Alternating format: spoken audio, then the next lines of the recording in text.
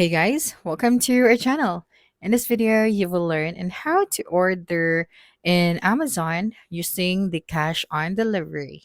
Okay, so you have to take note that the cash on delivery is only available for some specific regions. So, since we are from the Philippines, we are going to try if the cash on delivery is going to work here. All right, so let's find some products that we can purchase or order. For example, this one.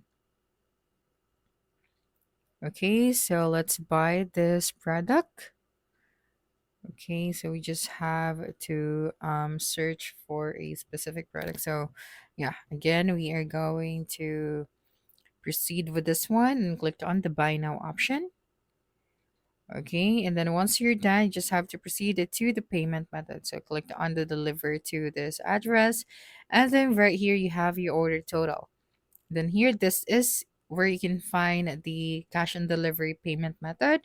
All right, so here, as you can see, we cannot really find the cash on delivery.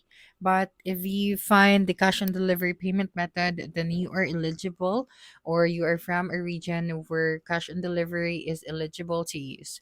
All right, so that's it for this video. If you think this video helped you solve your concern, please subscribe, like this video, and leave your comment below. Bye.